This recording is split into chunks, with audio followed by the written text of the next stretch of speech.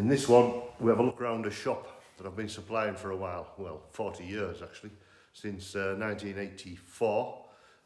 They have actually been trading for 125 years and they celebrated it on this Saturday gone, the 30th of November. And we went along with other suppliers, and we're giving out samples and so on just to mark the occasion. I'm also cleaned up my queen excluders and got all those feeders washed and stacked away. A little bit about that at the end.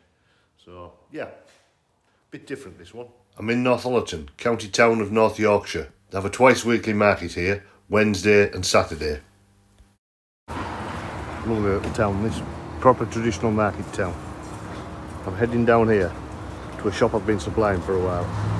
Christmas tree there, town hall behind it. But where I'm going today is just to the right of there, that white building, Lewis and Cooper.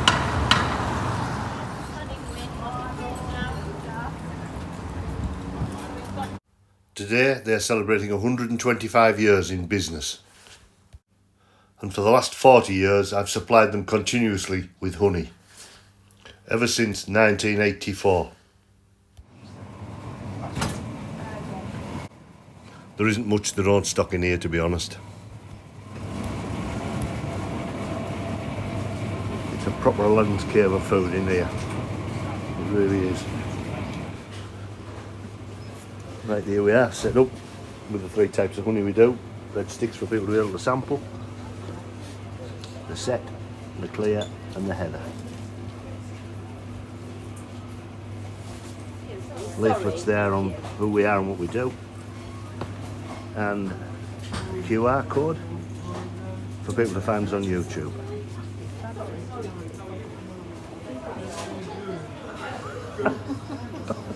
Say hello.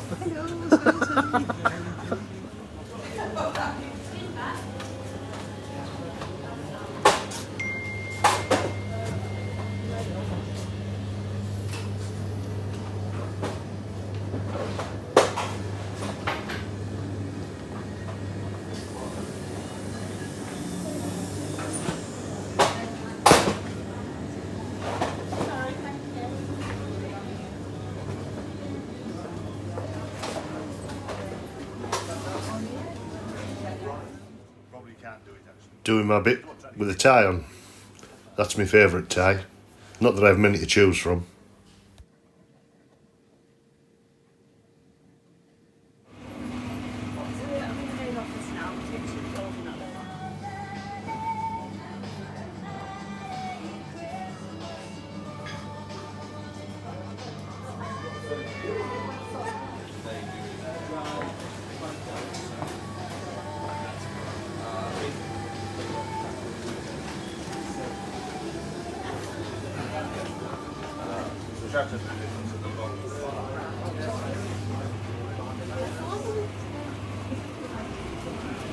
There we have some Swales honey. I always think honey displays best when there's a lot of it together.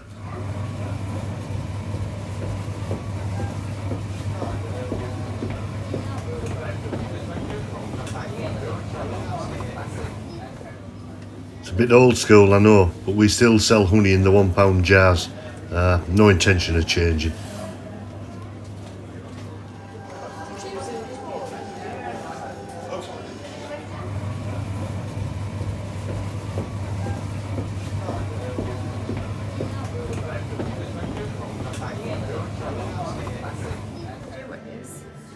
Sorry, I thought you were on fire. You're alright, no problem.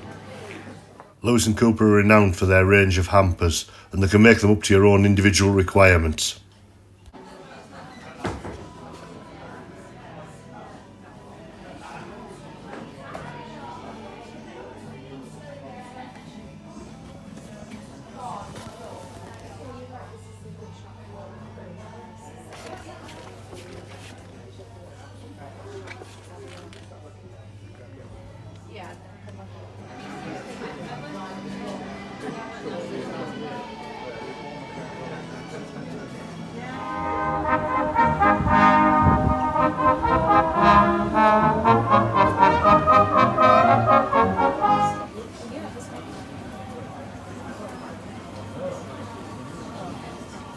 There's Christmas chutney and Boxing Day chutney.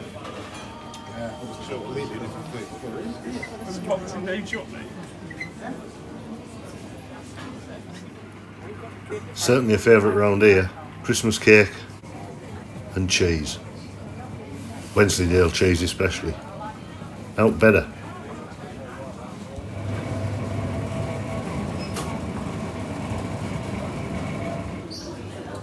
What's your favourite, your mum's favourite?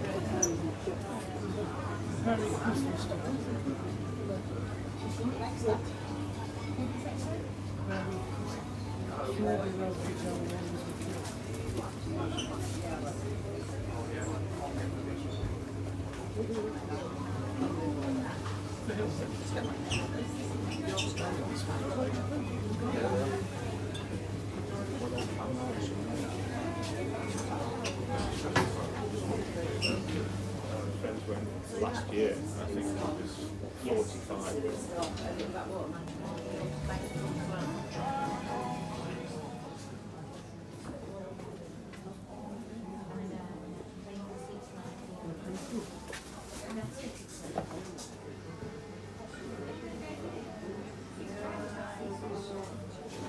From 3, but obviously the only other one we got is the one with the black or flavoured proper or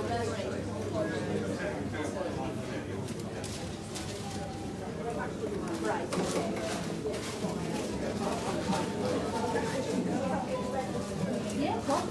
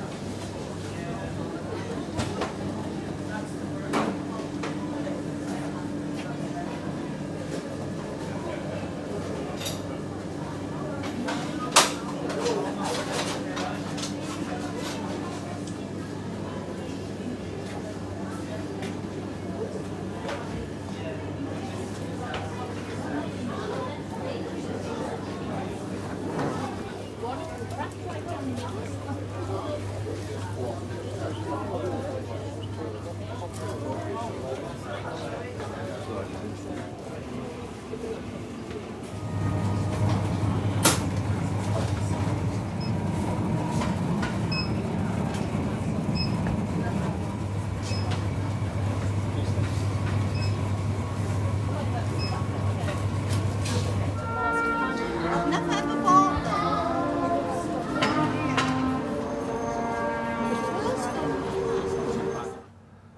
Feeders all washed, stacked up, drying out. They've been here for about 10 days now. They need a while to dry out. Water does settle in the slots there under the buckets, so they can all be stacked up. And that fairly big heap occupying 3-4 pallets with the lids, I'll be reduced down to 4 stacks probably of feeders. That's a little job to do. Supers are here. Every year I say I'm going to go through these supers. There's an odd damaged comb here and there. Pull them out, sort them out, and every year it doesn't happen. Pallet of buckets there, and lids on top. I like to have them in just in case we do have a really good year. I mean, I reuse as many buckets as I can, but yeah, they weren't needed this year. Empty hives scattered about in here. They're all to sort through. Those nukes are all empty, no comb in them. If they don't get used in the spring or midsummer, I find it easier to take the comb out of them. It's easier to sterilise comb against wax moth in boxes. Boxes of comb there, they're all to go through, pull out any bad comb, replace with foundation. They were fumigated on the 15th of August. Once we get to the end of August, early September, the wax moth doesn't seem to be so much of a problem. More hives there to do, and there, and here. I think there's 39 in total. Dross pollen being cleared out by pollen mates. Not an issue that. There's a lot of cool comb in that stack. Top to sort through. We've got that thing lit again. More hives here to sort through. And again, more boxes of comb to go through. I haven't started any of that yet. I will get on with it. This here is a dead hive I gathered up when I was putting mouse guards on. When I brought it back to my shed, I transported it like that. Those shallow lids will soon blow off, so I find it easier to put crown board and everything inside the roof, stand the hive on top. I'll just have a quick look in and see if we can ascertain the cause of death.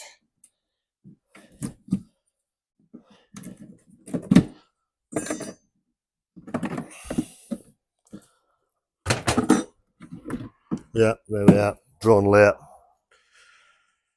Yeah, it's the usual cause of losing them late summer. Drone layers,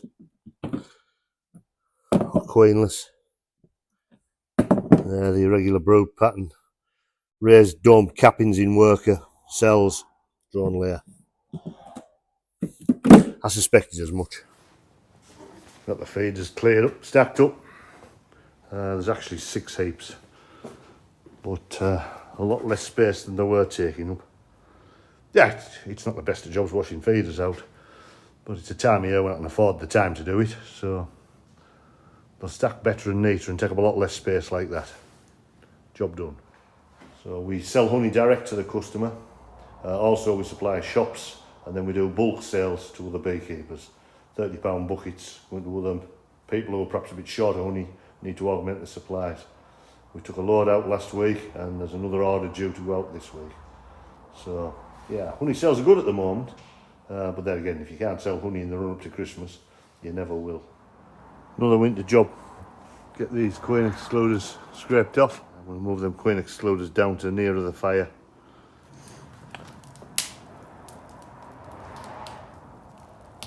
Got them moved down here, ready for scraping off. Barrow with the framework on, just scrape them over that. Smith's there on the left, and then the Langstroths are on the right. First thing I do when I'm cleaning queen excluders is choose a cold, frosty day. The colder the temperature, the more brittle the wax, the easier it'll snap off. I use a sharp, thin hive tool for scraping them, and thin enough to go through there without distorting the wires. So right, we'll have a go.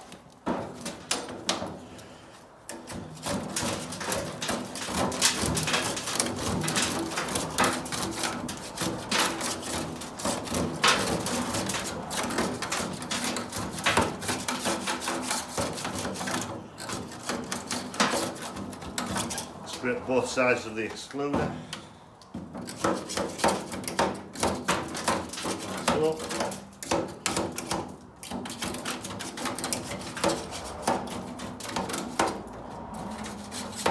And a little bit to the left like that.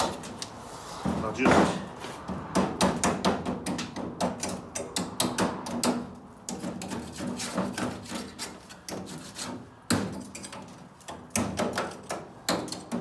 no real force there, don't want to bend anything. I don't need to get every bit off, just as long as I keep those gaps fairly plain. Some of the excluders are worse than others.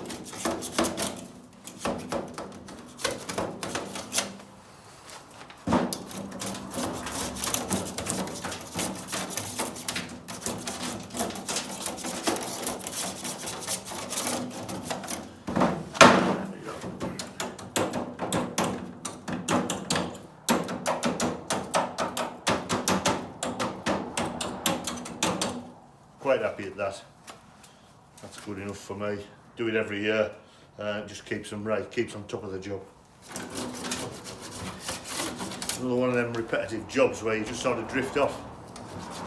Sometimes give them another scrape if it's a bit thick. And a tap.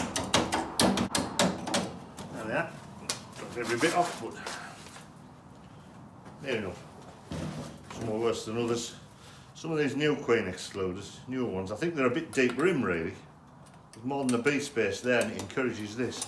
I don't know, manufacturers don't always get it right, and they're good queen excluders, but that rim there, that's too thick, resulting in this. I need to go back to basics. Remember, bee space and the depth of it on one side only. I've done some excluders with a bee space either side, and they do get bundled. If I wasn't so tight, I would hoy them and get some new ones, but it isn't in my nature, I'm afraid, as you may have realised. It isn't just about the money, actually, it's just a waste. I don't like waste, really.